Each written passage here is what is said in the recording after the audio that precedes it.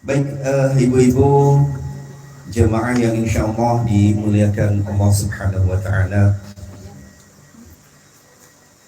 Kenapa ya setiap kali kita itu setelah zikir, Bu, ya kan, kalau yasinan misalnya setelah selesai kita berzikir itu suka ada tausiah. Mungkin para ulama dulu mengambil dari ayat Al-Quran bahwa ala inna bi dzikrillahi tatma'innul qulub. Ingatlah sesungguhnya berzikir itu akan menenteramkan hati. Ini saking mujarabnya ya, Bu. Jangankan selesai zikir, sebelum selesai aja udah muak aja. Lalu kemudian ngantuk, Bu. Itu saking tenangnya hati kita. Bukan di sini, Bu, di Singapura ini, Bu. Jadi saking hati kita tenang, coba, Bu, kalau kita lagi banyak pikiran ya, mau tidur juga sulit ya. Betul nggak, Bu? Si AA ini, Bu, bukan ibu-ibu. Sampai udah geser kiri kanan, udah ngitungin domba, nggak mau tidur. Tapi herannya ketika kita lagi berzikir kayak gini tuh, Bu, baca Yasin misalnya, itu muapnya sampai ada 4 kalinya. Banyak. Ketika membaca Al-Quran muap udah 3 kali, atau ketika kita lagi sholat muap udah 3 kali, tubuh itu udah fix tergoda setan. Maka untuk urusan muap ini kata Nabi, tahan sebisa mungkin oleh gigi. Jangan sampai keluar, jangan dikeluarkan. Semakin kita gede nganganya, Bu, setannya semakin banyak yang masuk. Betul. Apalagi misalkan kalau si Alang jadi imam nih, di belakang udah ada yang wah, itu tuh nggak menghargai. Atau misalkan ibu lagi dengar ceramah, ya padahal ibu tuh nggak sengaja, emang bawaannya begitu aja. Ketika nguap tuh wah gitu, itu bikin nggak semangat, Bu, buat yang ceramah. Maka adab harus dijaga. Walaupun kita ngerasa misalkan ada, saya emang biasanya begitu ya, emang dia nggak, kurang ajar, berarti nggak punya adab. Maka ya jaga, Bu, jaga. Kenapa demikian? Karena kata Nabi itu kalau nguap datangnya dari setan. Wat ta'atsubu itu dari setan, Bu, kalau nguap mah. Tapi kalau bersin itu datangnya dari Allah. Maka beda, setelah bersin mah ada kesegaran, tapi setelah nguap mah ada kengantukan ya, Bu, ya.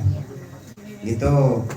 Kalau udah sama gigi nggak ketahan, Bu, nih lagi sholat kita nggak ketahan, boleh sama ini, Bu, sama tangan, tahan. Sama ketika kita ngaji gini juga, Bu, sama. Jangan sampai seperti yang merasa nggak nyaman gitu diceramahin. Nah, emang begitu tuh tadi, Bu, ya. Belum Yasin tamat aja nguapnya udah 3 kali. Itu kalau lagi ngaji Yasin itu bibir gatel aja, suka pengen ngomong. Bukan di sini, Bu. Ibu-ibu di Singapura kalau lagi Yasinan belum kelar pada ngobrol lagi. Oh iya. Iya. Isi pernah tinggal di sana. Udah gitu, Bu, kan yang diharapkan oleh para ulama ini setelah hatinya tenang, mudah-mudahan hatinya jernih, nanti ustadznya atau pak kiainya memberikan sedikit arahan, memberikan tausiah. Yang diharapkan itu mudah-mudahan tausiah itu walau sedikit masuk. Ini mah karena tadi nguapnya emang gede banget ya nganganya, setannya masuk 2 batalion. Bunda juga sama tuh, gede banget. Oh iya.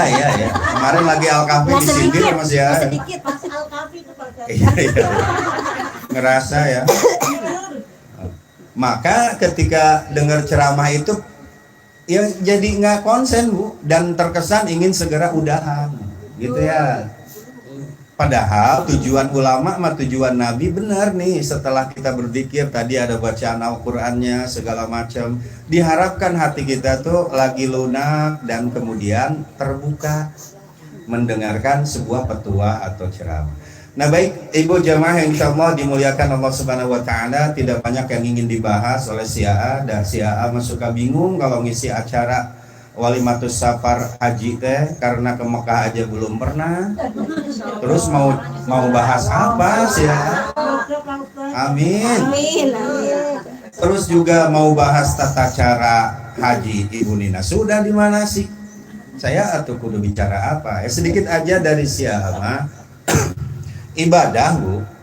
Ibadah ini ada 3 jenis. Jadi ibadah itu berapa jenis Bu? 3. Ya. 1, ibadah badaniyah. Apa ibadah badaniyah? Adalah ibadah yang memerlukan fisik, anggota badan ibadahnya. Apa saja? Sholat tuh bener Ibu Eling mah pinter ya. Dari dulu ngomong tuh. Sholat tuh Bu, itu ibadah badaniyah, anggota badan. Lalu apa hikmahnya dari sholat Bu? Coba, sholat Bu, kemuliaan seorang manusia itu adanya di mana Bu? Di kepala, di sini Bu. Coba, kalau misalkan seseorang cuma dicolek pinggangnya nggak apa-apa, nggak marah, atau ditepok pantatnya sesama perempuan biasa aja. Tapi kalau kepala kita dikelepak Bu, kesel minta. Kepala adalah sesuatu kemuliaan dari tubuh manusia. Tetapi ketika sholat Bu, maka kepala itu direndahkan sama dengan telapak kaki. Ini kemuliaan sholat Bu. Udah biarin belah.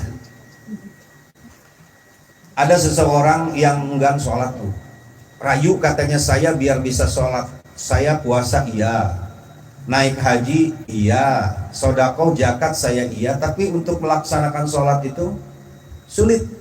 Ada Bu yang begitu di Singapura mah. Semua ibadah dilaksanakan kecuali sholat.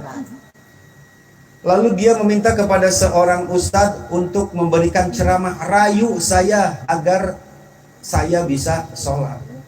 Lalu Pak Ustadz itu bilangnya begini, ketika perintah naik haji Bu turun, apakah nabinya dipanggil? Enggak Bu, hanya turun ayatnya tadi dibacakan Ibu Yusliani, walillahil hajjah, itu ya yang tadi ya, ilaihi man istata'a ilaihi sabila, tuh ayatnya. Ketika perintah yang lainnya puasa, ya ayyuhalladzina amanu kutiba alaikumusiyam, Allah merintahin puasa kepada nabi, nabinya dipanggil nggak Bu? Enggak, cuma dikasih surat doang. Ibadah-ibadah yang lain Bu yang wajib, nabinya cuma dikasih surat doang di Al-Quran.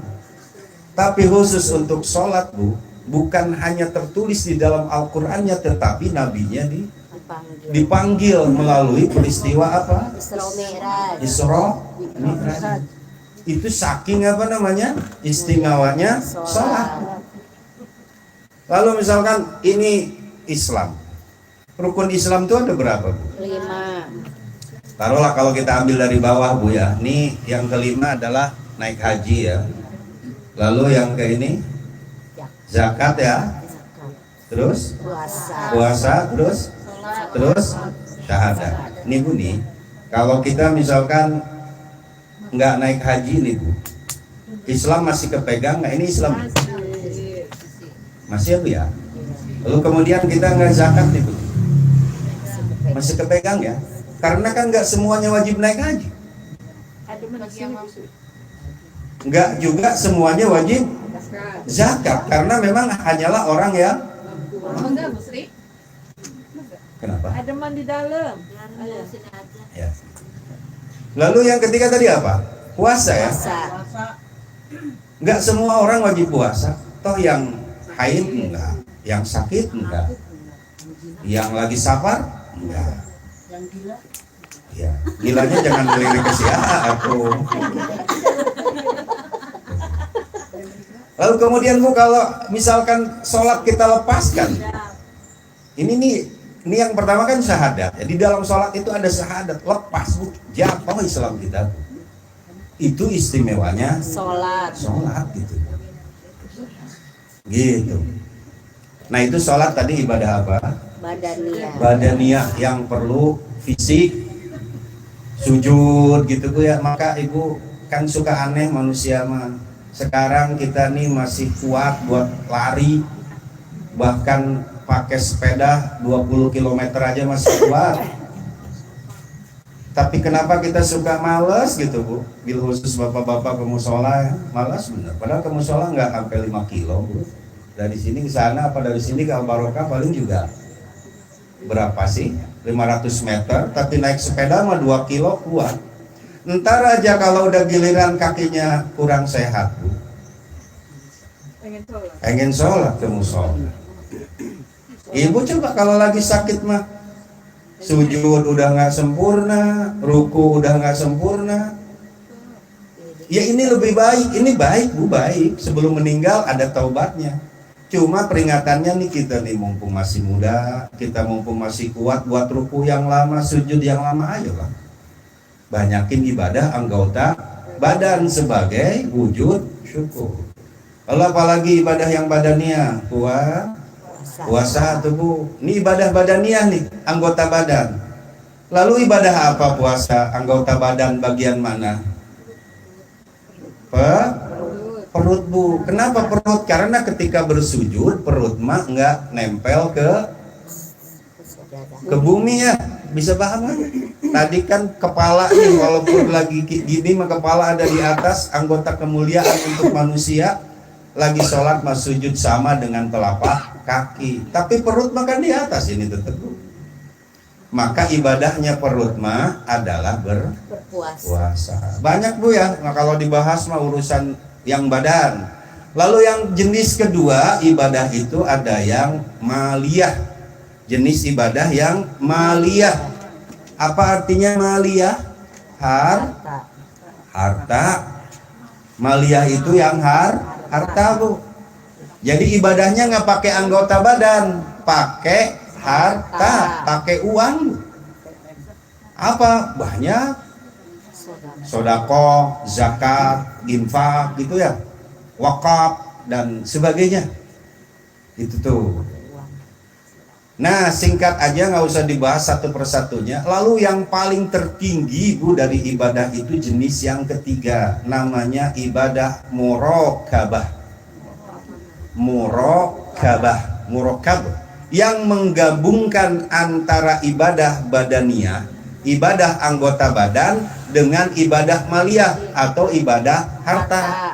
Jadi anggota badannya dipakai, hartanya juga dipakai. Ini ibadah yang paling tinggi nilainya. Salah satunya itu adalah ibadah haji. Nah itu mungkin yang ingin kita bahas. Mukadimahnya panjang bener sih ya. Ingin ngebahas ibadah haji. Ibadah haji itu namanya ibadah muraqabah yang menggabungkan antara kekuatan fisik dan harta. Ya bil khusus kan sekarang mah ngantrinya juga berapa tahun Ibu Nina? Nah, sekitar segitu. Maka beruntung sekali Bu yang mendapatkan kesempatan atau giliran naik haji. Karena bagi kita misalkan nih kalau yang usianya udah 50, kalau tambah 25 berapa? 75.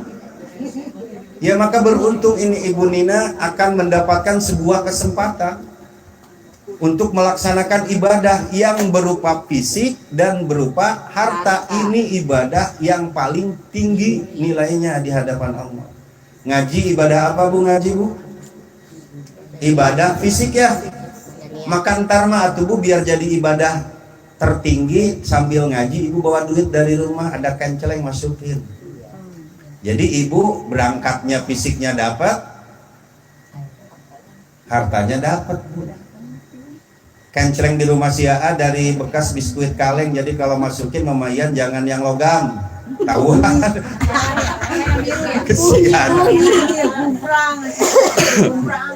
Ya gitu Bu, jadi kita kudu pandai-pandai ya. Jangan hanya ibadah fisik. Tadi ibadah yang tertinggi itu adalah yang fisik dicampur dengan hartanya. Jadi kalau berangkat ngaji teh atau ini kayak Bu Nina ya si AA, biarin beda kebaikan. Di rumah si AA ada 10 pak nih Bu nih minuman gini tuh dari Bu Nina. buat ngaji katanya. Itu Bu. Ini mah orang Singapura mah ibadah fisiknya kagak, ngirim air kagak di Singapura. Kejauhan, Oh kejauhan. pesawatnya enggak tahu. Iya, ngaji. Atuh cik kagak ngaji juga ngirim-ngirim airnya tuh. Ini mengirim air kagak. Ngaji juga enggak. Itu di Singapura ya Bu, bukan di sini. Baik Ibu jamaah yang insya Allah dimuliakan Allah Subhanahu Wa Taala. Sekali lagi mari kita doakan nih Ibu Nina, mudah-mudahan selalu sehat ya Ibu. Amin. Ya kenapa? Karena di sana itu bukan untuk main-main. Kalau Ibu ke Turki, ke Kapadokia, mungkin untuk naik balon udara. Kalau ke Swiss, Prancis, mungkin mau ke Menara Eiffel atau apa. Ibu ke sana itu benar-benar ingin melaksanakan ibadah yang perlu fisik. Ini tanyain sama Bu Haji itu. Tapi anehnya Bu, anehnya itu ibadah haji ini kan adalah ibadah hati Bu. Kalau hati udah tersentuh Bu, nih kalau hati kita udah tersentuh Bu, yang tadinya nggak kuat jadi kuat, yang tadinya sakit jadi sembuh. Maka ini bagaimana caranya agar hati kita tersentuh Bu? Nah maka oleh karena itu agar hati kita tersentuh, yang pertama adalah kuatkan niat kita dulu. Apa sih niat kita? Mau ngaji, ya niatin ngaji. Misalkan apa niat kita ngaji, ya udah mau panjang, mau lama, mau enggak dengerin. Jangan sampai kita di pengajian udah pengen pulang aja, ya iya nggak bakalan benar. Nah Ibu, kalau si Ibu mah alhamdulillah saya yakin dalam hati Ibu niatnya udah kenceng, full, bukan bulat lagi, udah segi 4 Bu. Kalau bulat mah masih bisa ngegelondong Bu. Niat dalam hati Ibu Nina mah udah segi 4 Bu, udah nggak bisa digelondongin lagi. Full ingin beribadah kepada Allah. Karena saya dengar-dengar cerita gitu dari Bu Haji itu, dari Bang Haji Ibu, pokoknya yang udah kesana bener-bener capek Bu. Bener-bener capek, memerlukan fisik yang sangat kuat. Tetapi insya Allah kalau hatinya udah kesentuh, yang disentuh itu hati, insya Allah badan lagi lemes juga, lagi sakit juga, pasti sembuh. Ya karena teorinya memang seperti itu. Manusia itu kan bisa berubah oleh karena 2 faktor. Ini kudu digarisbawahi. 1, hatinya terluka. 2, hatinya terbuka.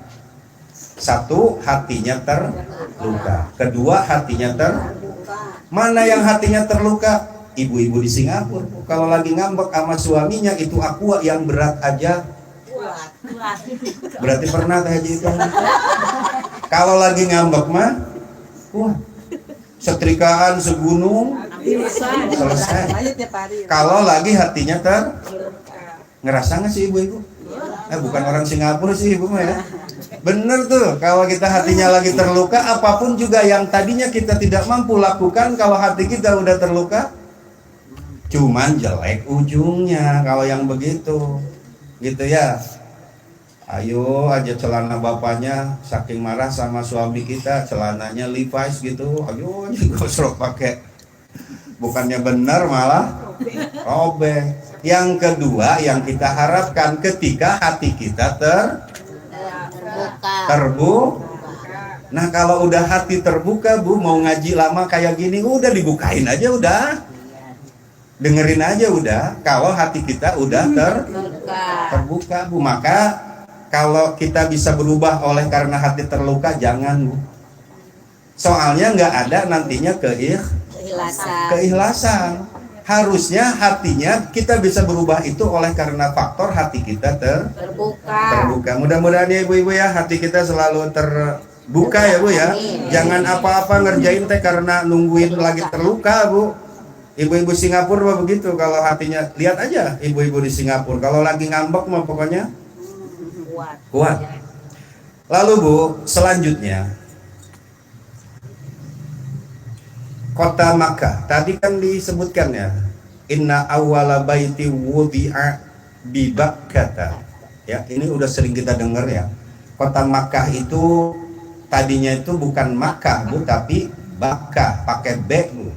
Orang Arab mah nggak bisa nyebutin huruf B Bu. Jadi kalau nyebut bebek itu nggak bisa mereka. Ini Makkah. Bakkah itu artinya nangis. Bu. Bakkah itu artinya apa? Nangis. Jadi setiap orang yang pertama ya, dalam tanda kutip yang pertama melihat kota Mekah, bil khusus melihat Ka'bah, maka dia akan nangis. Siapapun dia. Kalau dia first time, first impression melihat Ka'bah pasti akan nangis. Maka dinamakanlah kota Bakkah yang kemudian berkembang bahasanya menjadi Makkah. Lalu kata ibu-ibu, kota Mekah ini dibangun oleh raja siapa, Bu? Ada yang tahu oleh sultan siapa kota Mekah dibangun? Sultan Andara, bukan. Kota Mekah dibangun oleh seorang perempuan hamba sahaya, perempuan hina tapi beriman. Siapakah dia? Siti Maryam. Bukan. Siti siapa? Siti Hajar. Siapa? Siti Hajar. Istrinya? Nah, ya, istrinya Nabi Ibrahim. Cerita aja singkat Ibu ya. Ini cerita singkatnya, Nabi Ibrahim itu menikah dengan Siti Saroh. Yang Siti Saroh itu adalah kalau bahasa zaman sekarang itu sosialita, Bu. Perempuan sultan, perempuan dari kalangan mewah, Bu. Itu Siti Saroh. Cantik pula, kaya pula. Menikahlah dengan Nabi Ibrahim yang soleh. Cuma sayangnya nggak punya keturunan. Sampai berdoa udah 29 tahun berdoa terus nggak punya keturunan. Lalu kemudian Siti Saroh merekomendasikan Siti Hajar. Siti Hajar itu pembantu, hamba sahaya yang dihadiahkan oleh seorang raja. Udahlah Bang, daripada nggak punya anak mulu, udahlah nikah dengan ini nih yang saya percayai, yaitu Siti. Lalu kemudian menikah. Setelah menikah, Bu, usia 89 tahun Allah karuniakan anak. Siti Hajar hamil. Lalu kemudian lagi hamilnya, Bu, Siti Hajar, Siti Saroh juga sama, seorang manusia punya rasa cemburu ketika Nabi Ibrahim itu saking senengnya punya anak, istrinya ketika hamil dideketin, diusap, dibelai, marah Siti Saroh. Tetapi marahnya Siti Saroh beda dengan marahnya ibu-ibu BSI. Siti Saroh ketika marah dia lari, Bu, ke kebun, dia lari ke gurun, lalu kemudian dia memetik duri pohon korma, lalu duri itu dicocokkan, Bu, ditusukkan ke sini nih. Apa sih ini ya? Iya, cuping apa ya? Setiap kali melihat Nabi Ibrahim bermesraan dengan Siti Hajar, Siti Saroh saking ngambeknya, tapi nggak pernah kayak orang BSI ngambeknya. Pergi ke sana, Bu, ke gurun, ngambil lagi duri. Lama kelamaan ini jadi bolong. Katanya itulah salah satu asal mula anting. Perempuan pakai anting. Berarti yang di sini banyak untuk sakit hati. Ya. Lalu udah singkat cerita, jangan sampai jam 11 saja lah.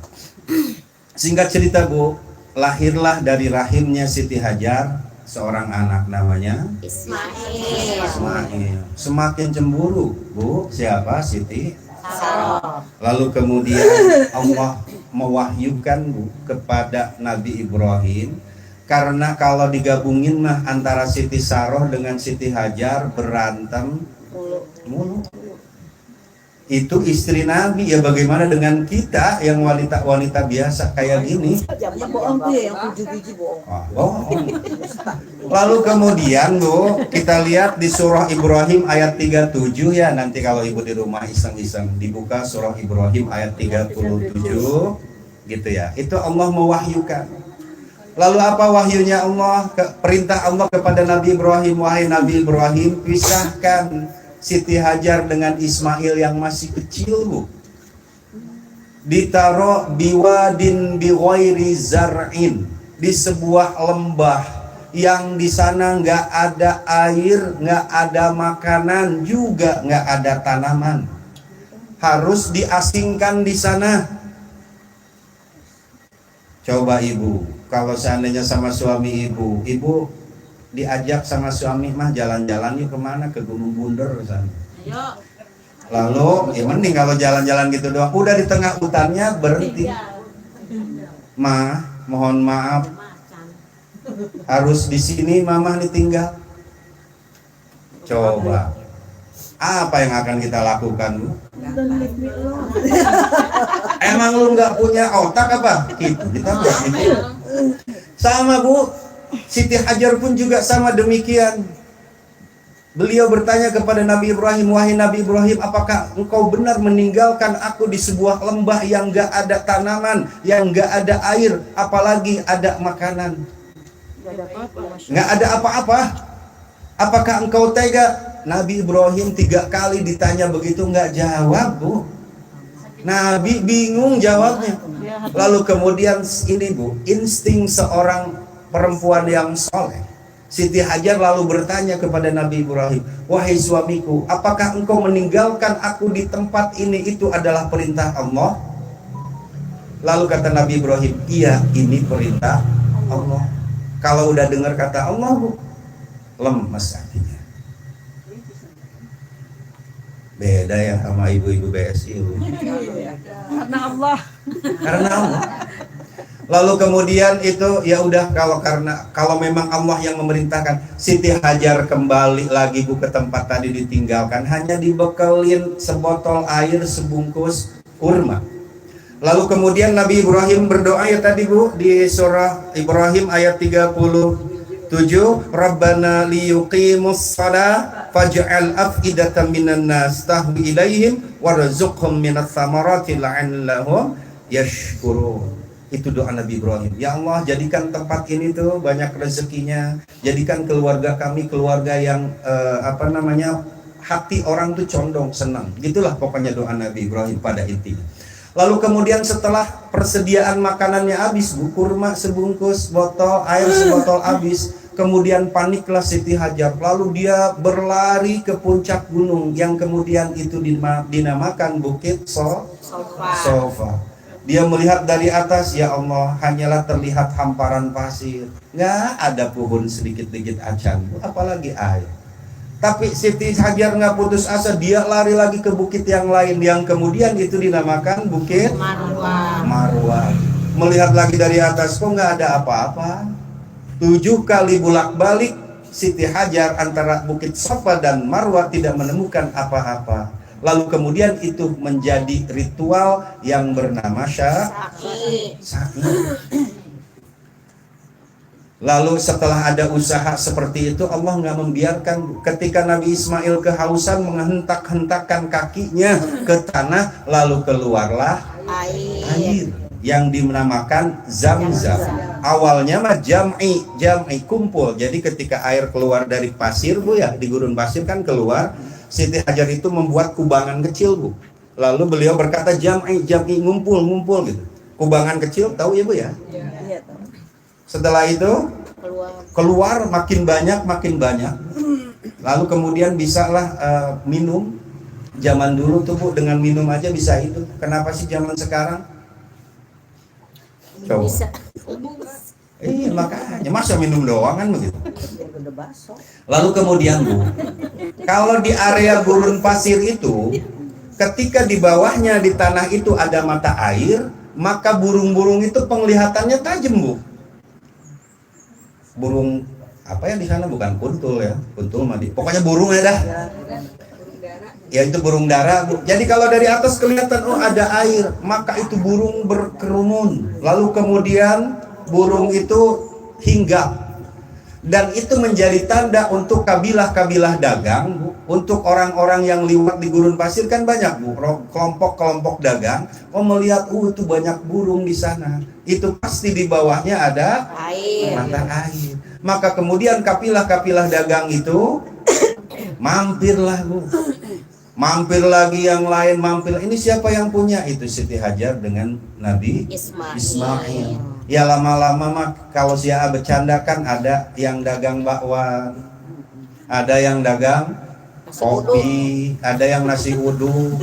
Lama-lama itu tempat jadi tempat persinggahan Bu. Lama-lama jadi rame, lama-lama jadi kota, kemudian sekarang terkenal dengan Makkatul Mukarramah. Berarti Ka'bah tadi dibangun oleh siapa Bu? Seorang perempuan yang apa Bu? Sabar Bu. Kata Nabi itu, kata Sayyidina Ali ya, kata Sayyidina Ali, ala innas sabara minal iman. Sabar itu adalah sebahagian dari bimanzilatir ra'si minal jasad. Kalau diumpamakan Bu, sabar itu bagian kepalanya. Sabar itu bagian kepalanya. Jadi kalau kepalanya dipotong nih Bu, pasti badannya akan mati. Kalau seorang nggak punya sabar, kata Sayyidina Ali itu, kata beliau, la imana liman la sabarolah.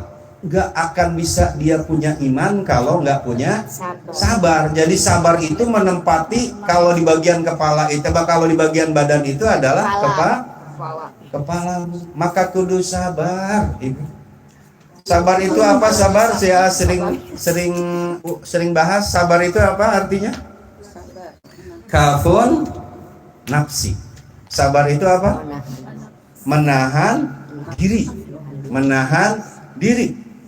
Menahan diri, kata Sayyidina Ali itu sabar harus ada 3. Sabar dalam musibah, sabar dalam nikmat, sabar dalam ibadah. Sabar dalam musibah, insya Allah ibu-ibu BSI mah udah kuat lah, orang mukanya kelihatannya muka musibah semua.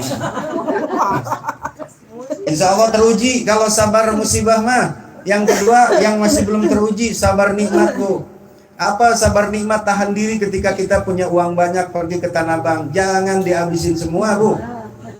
Jangan sampai kayak Teteh punya uang misalkan 300.000, uangnya dipakai beli baju semua, giliran ongkos minjem si bunda.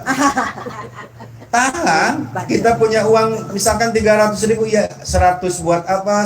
Alokasinya yang benar. Kadang-kadang kita kan kalau lagi benar-benar sehat gitu, mentang-mentang lagi sehat, apa ini? Makan. Itu Bu, sabar dalam nikmat. Kudu bener. Lalu yang ketiga, sabar yang paling susah itu adalah sabar dalam ibadah. Ini nih Bu yang akan dilaksanakan oleh Ibu Hajah Nina. Sabar dalam ibadah. Jangankan di sana Bu, Sia tahu hati Ibu sekarang ngomongnya Sia lama bener. Iya. Iya bukan gitu Bu, emang kita juga nih sebagai orang laki Jumatan kok lama bener. Setiap kali merasakan sedang melaksanakan sholat Bu, Ibu coba saya tanya, kira-kira ketika Ibu sholat pengen dilama-lamain, pengen cepet-cepetin Bu? Ya berarti kita belum punya ya Bu ya kesabaran yang nomor 3. Satu tadi sabar dalam musibah. Insya Allah bisa itu Bu ya. Emang kita hidupnya musibah mulu. Kedua sabar dalam nikmat. Ketiga kita sabar dalam ibadah. Gitu barangkali Ibu Nina ya, insya Allah kalau Ibu mah udah nggak usah Sia kasih nasihat lagi. Urusan sabar mah pokoknya udah nomor 1 lah Ibu mah. Sekali lagi Ibu, sabar itu kalau di badan menempati seperti kepala. Kalau Ibu nggak punya sabar berarti Ibu nggak punya iman, nggak punya kepala. Buntung berarti Ibu jadi setan itu. Yang terakhir, ibadah haji itu salah satu hikmahnya adalah mengupgrade diri Ibu. Mengupgrade diri kepada versi yang lebih terbaik, meningkatkan kualitas diri gitu Bu. Ya kata Bunda yang udah ke sana, Teh Haji itu Bu Haji Maya, katanya kalau ke sana di sini mah mobil Fortuner, Alphard, dilap-lap gitu ya. Di sono mah kita lihat pas begitu pintunya dibuka, domba Bu yang keluar dari dalam, dipakai geletak aja pinggir jalan. Di sini mah itu mobil Alphard bener-bener. Ya si A juga punya Al-Fatihah ya. Ayo makanya. Terus kita di sini ngerasa paling cantik, hidungnya paling mancung. Coba kita lihat ke sana. Hidung kita udah kayak kutil bagi orang di sana, Bu. Kita lihat di sana berbagai macam suku. Mata yang paling terindah itu adalah mata orang Palestina, Bu. Mata perempuan Palestina kalau malam matanya nyala, Bu. Kucing. Iya. Gitu. Jadi begitu kita ke sana, oh iya ya, gua di kampung sombong aja ngerasa hidung paling mancung. Pas kesini sekarang hidung gue udah kayak putih, Bu. Udah gitu aja barangkali, mudah-mudahan ya Ibu ini kita berdoa untuk Ibu Hajah Nina. Sesungguhnya mah hakikatnya mah kita sedang berdoa untuk diri kita sendiri, Bu ya. Walaupun misalkan tadi 25 tahun atau kita mah nggak bisa ibadah haji, mudah-mudahan bisa umroh atau enggak, mudah-mudahan atau anak-anak kita doain atuh Gus ya biar bisa ke sana. Biar ketika ada yang nyuruh ceramah umroh teh ada yang diomongin. Nah ini mah tuh nggak ada pengalamannya. Sok Ibu ikuti saya, mudah-mudahan bisa umroh ya. Satu doa dari para ulama. Bismillahirrahmanirrahim. Bismillahirrahmanirrahim. Allahumma rizukna ziyarata baitikal mu'azzam wa rasulikal mukarram fi hadzal am wa fi kulli am bi ahsanil hal. Itu Bu doanya Bu kalau pengen ke sana ya. Allahumma rizukna ziyarata baitikal mu'azzam, ya Allah berikan karunia rezeki agar bisa kita berkunjung ke Bakkatul Mukarramah wa rasulikal mukarram dan bisa berkunjung ke Madinah Munawwarah fi hadzal am pada tahun ini wa fi kulli am bahkan setiap tahun bi ahsanil hal dengan keadaan yang sebaik-baiknya. Terus nanti kalau misalkan doa ini udah setahun nama Ibu kok nggak diijabah, buru-buru aja jual rumah Bu insyaallah. Ya. Allahumma salli wa sallim ala sayyidina wa habibina wa syafi'ina wa karimina wa maulana Muhammad sallallahu radhiyallahu ta'ala an kulli sahabati Rasulillah ajma'in.